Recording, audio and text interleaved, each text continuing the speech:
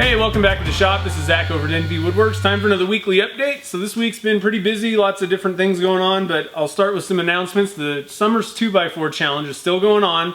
You might have a little bit of time to get your project done and get it submitted, but I think it ends the end of May. So when this video goes up, I don't even know what day, you'll have maybe about a week. So hurry up and get that thing in. It's really awesome.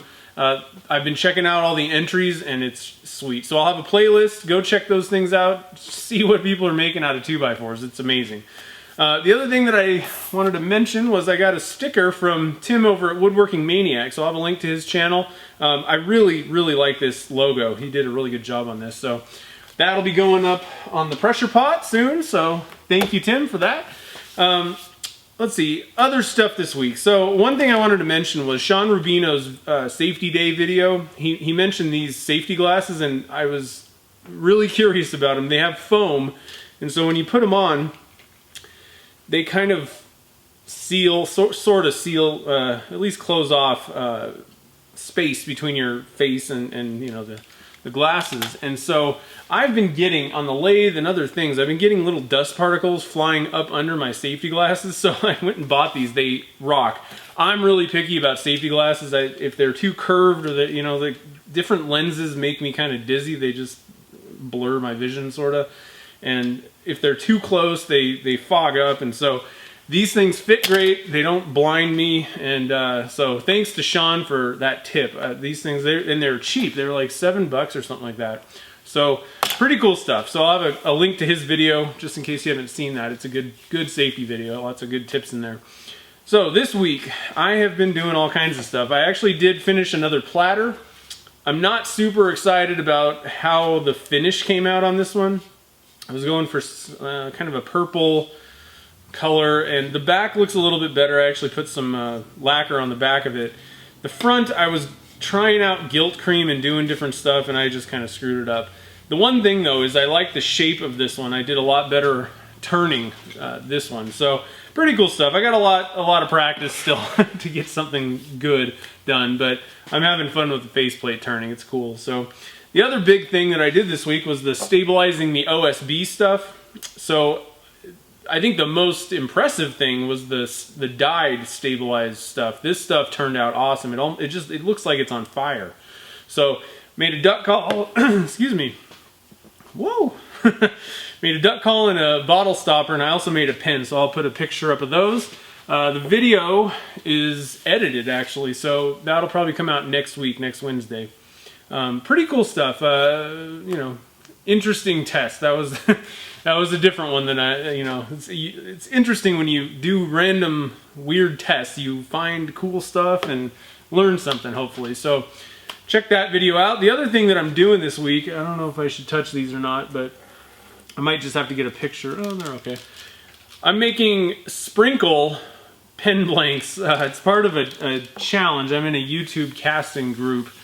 Or not YouTube, a Facebook pen blank casting group, and there's like a challenge this month to do a Memorial Day blank.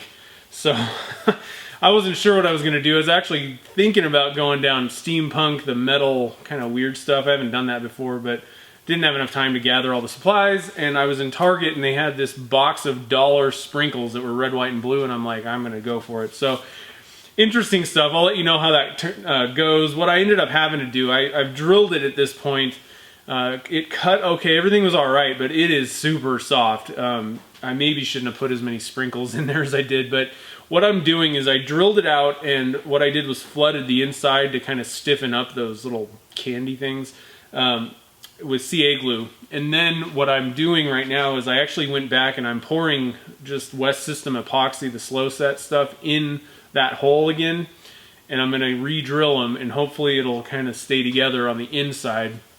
While I'm turning it, I'll probably be adding CA glue because this thing is super soft. So we'll see how it goes. It's kind of an interesting test. I think it's one of those, I've done a few of these where it's almost more work than it's worth, but should be kind of cool. Hopefully, maybe I can win a prize. There's prizes in this little contest thing, so we'll see. The other thing that I'm doing this week, I got a it's an order that's coming up, and it's interesting. I'm probably going to start doing a different type of blank with these. So usually what I do is I fill an entire, I mix the entire PVC pipe or, casting in a square mold, and it's all mixed up with both colors. I got a request for basically kind of a fade, and I really like this. So I can do this with all the colors that I'm making, basically.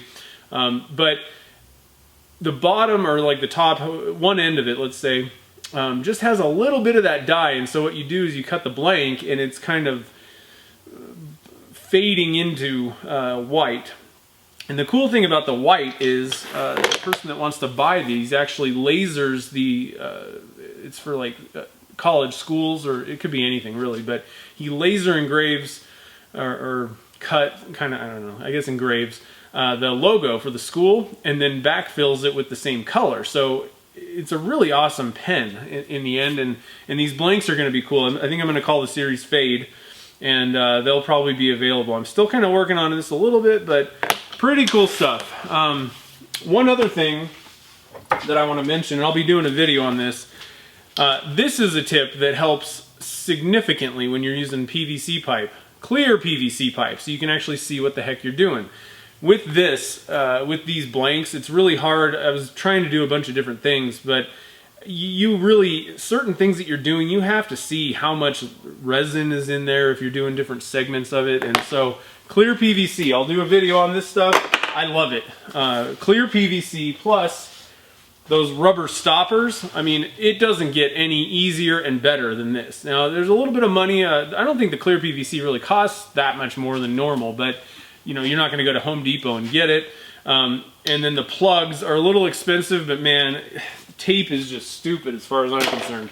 Those things, they're ready to go. They take 2 seconds. So I'm having a good time with all that stuff. All right, so I think that's about all that's interesting or worth mentioning that I've been up to this week. So we'll roll into viewer photos. The first one comes from Chad. He made a casting using wood shavings, and it turned out awesome. I've done a couple myself, and I've gotten pretty good results with the wood shavings ones. So awesome job on that casting, Chad.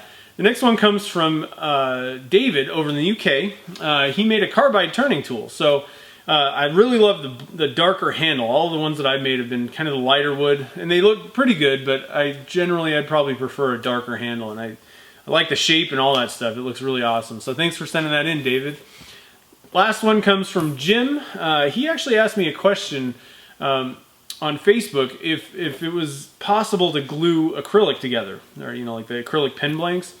And I said, yeah, it's no problem. It's not much different than normal segmenting. Just make sure that you've kind of scuffed up the surface a little bit so it has something to grab into. You use epoxy. I would use epoxy over CA glue anytime for that kind of thing. But so he said okay, and he went and did it. And I think he used store-bought blanks and just cut them up. But man, they turned out awesome. So he did kind of a stars and stripes looking kind of flag, type thing. And the pen looks awesome, the finished piece. But the one thing I want to point out is the union of the two pieces of acrylic is pretty flawless. It looks like there's no seam at all. So that's usually the hardest part about doing segmenting, period. But especially with the acrylics, you can get lines and all that stuff. And his turned out pretty cool. So thanks for sending that over, Jim. Good job on it. So again, if you have any photos or anything that you want to share, send them over to me either by email, or you can just let me know on Facebook or Twitter or whatever. So I appreciate everybody sending those in. I think that's about it this week. So if you have any comments or questions, you can leave those below. You can email me at zach@nvwoodworks.com. One thing that I want to mention is just kind of get a little bit of a survey going. Right now I'm doing kind of the weekly update gets posted on Sunday, and then I have the, another video, as long as I have a video ready, that usually posts on Wednesdays. If anybody has any objections to that, or would, is that a good schedule for everyone? I'm just kind of asking if there's something better that you'd rather see for days that these videos get posted. Let me know down in the comments, or you can email me or whatever. Just want to make sure that I'm posting these things at the right time.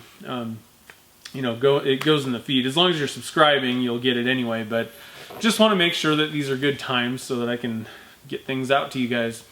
So, other than that, yeah, so if you have any comments or questions, leave those below. Definitely let me know about the schedule thing down in the comments or whatever. Again, you can email me at zach@nvwoodworks.com, and I think that's about it. I'm on Facebook and Twitter, so you can find me out there. So thanks for watching, and I will see you in the next video.